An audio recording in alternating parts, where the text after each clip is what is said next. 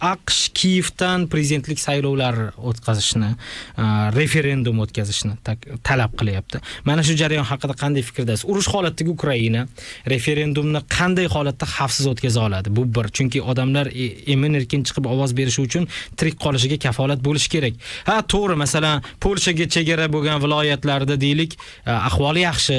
U yerga masalan Gollivudda yulduzlar ham bir necha marta kelib ketdi. U yerda odamlar oddiy hayotini yashab yuribdi. Hech narsa bo'lgani yo'q. 2022-yil 24-fevraldan beri hech narsa o'zgarmagandir. Jamiyatdagi umumiy muhit hisobga olmasak, ko'chadagi hayot o'sha. Lekin sharqiy nuqtalar, Rossiyaga tegishli bo'lgan nuqtalarda ham bo'lishi kerak u saylov.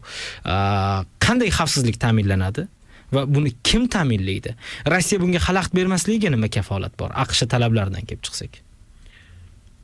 Hozir mana shu boshqa bir ko'chada bu jarayon xavfsizlikni hech kim kafolatla olmaydi va Sanjarbek, bu yerda eng asosiy masala xavfsizlik emas. Ya'ni siz aytayotgan masala bu muammoning o'zagini tashkil qilmaydi. Bu muammoning o'zagini, ya'ni referendum o'tkazishi bilan o'zi istamagan holatda bosib olingan hududlarni de facto tan olib qo'yadi. Ya'ni sen referendum o'tkazasan, tabiiyki Rossiya bosib olgan hududdagi o'zingning fuqarolaringdan ovoz ola olmaysan. Ular qolib ketdi naryoqda, chegara naryoqda. Qolib ketdi, ayrimlari ko'plariga pasport ham tarqatib tashlagan ular.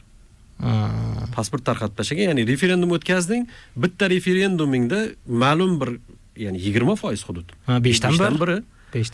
Masalan, to'g'ri aytayapsiz, deylik, sen referendum o'tkazganingda ham front chizig'iga yaqinlasha olmaysan baribir. Ya'ni front chizig'idan biroz uzoqroqda bir odamlarni referendum o'tkazishing kerak va bu kazus. Ya'ni bunda na Amerikada javob bor, na Ukrainada javob bor.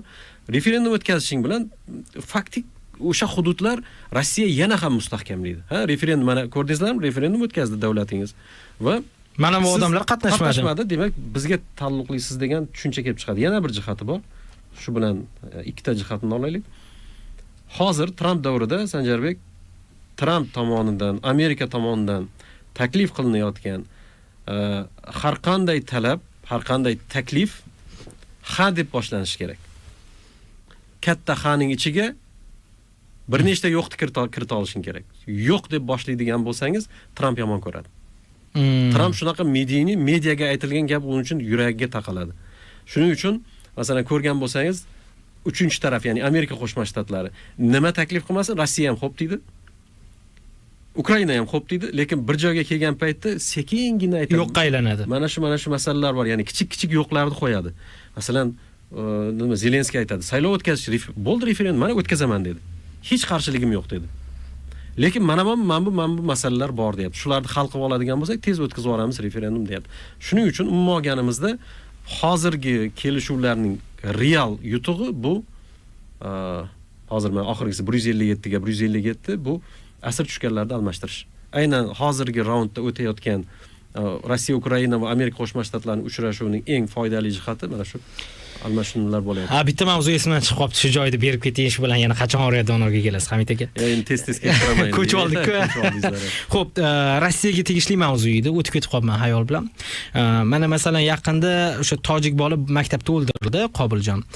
Timofey degan bir bola o'ldirdi. Undan keyin ham shunga o'xshagan bir maktablarga yoki ommaviy odamlar yig'iladigan joylarga qanaqadir pichoq bilan, nima bilandir kirib boradiganlar haqidagi ma'lumotlar to'xtab qolmadi. Rossiyani ichi haqida gap ketganda. Urush holatidagi davlatlarda noqonuniy qurol yoki jamiyatdagi kimdandir alamzadalik alamini olish hissi yuqori bo'ladimi? Shuni hisobiga bo'lyaptimi hozir? O'z-o'zi bo'lib qolmaydi-ku bu narsa. Shunday. Rossiya urushga eng ko'p pul ishlatgani va ko'p tayyorgarlik va puxta tayyorgarlik ko'rgan tarafi bu propaganda edi. Ya'ni propaganda Ukrainalarni yomon ko'rishga qaratilgan propaganda edi. Ya'ni ukroplar, boyagi har xil gaplar bilan, ya'ni jamiyatni urushga tayyorlash vazifasi bo'ladi bir davlat urushmoqchi bo'lsa. Va aynan mana shu narsa Rossiya hududida ksenofobiyani rivojlantirdi va siz aytib o'tgan 4 yillik urush jamiyat ichida qurolni ham ko'paytirib yubordi va tabiiyki bu nazoratsiz tartibda u yoki bu ko'rinishda namoyon bo'lib turadi. Shuning uchun urushayotgan davlatlar, urushayotgan jamiyatlar uchun, ayniqsa urushni boshlagan o'zi boshlagan uchun bu qochib qutulib bo'lmaydigan sotsial muammo hisoblanadi. Bu muammoni oxiri nima bo'ladi? Masalan, urush hali bir tugashidan nishoni yo'q. Hali boshi berk ko'chada bu mavzuning o'zi va jamiyat ham bir vaqtning o'zida depressiv holatda. Hali aynan siz bergan savol urush tugagandan keyin nima bo'ladi degan masalada Rossiya elitasini xavotirga soladigan savol bu. Hali millionlab urushda yuribdi. Ular qaytib kelgandan keyin boshlanadi bularning hammasi. Ular qaytib kelgandan keyin depressiv ota, deylik, qaysidir ma'noda depressiv ona, urushda aka, ukalar qaytib kelgandan keyin, nogiron, qon ko'rgan odamlarni qaytib kelgandan keyin, ana undan keyin ko'rasiz, hali bu holvasi hali bu.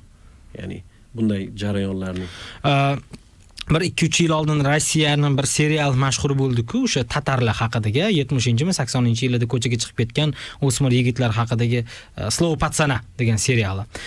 Adashmasam buni moliyasida hukumatda ham ma'lum bir darajada ulushi bo'lgan, agar adashmayotgan bo'lsam. Bularning ham ta'siri jiddiy rol o'ynamadimi? Ya'ni ular o'zlari bunaqa narsalarni o'ylab topishmadimi yoki bu jangovarlikni oshirish uchun qilingandi deb o'ylaysizmi? Yo'q, o'zi aslida Sanjarbek, mening nazarimda bu kinolar ham mana shu tendensiyaning bitta yo'nalishida. Shuda? O'zi aslida bu ko'chaning paydo bo'lishi Tatariston markazlaridan bittasi bo'lgan.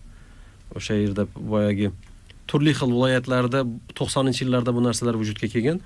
Shuning uchun mening nazarimda bu yerda aynan jamiyatning agressivlashib ketishi va ksenofobiyaning vujudga kelishi, fashizm deya olmaymiz. Fashizm bu g'oya, bu alohida. Bu ksenofobiya bu. Fashistik belgilar bilan. Mana shuning vujudga kelishining eng asosiy sababi, endi ko'rsatuvimizning vaqti nuqtai nazaridan aytyapman, bu urush. Va urushning uzoqqa cho'zilib ketishi.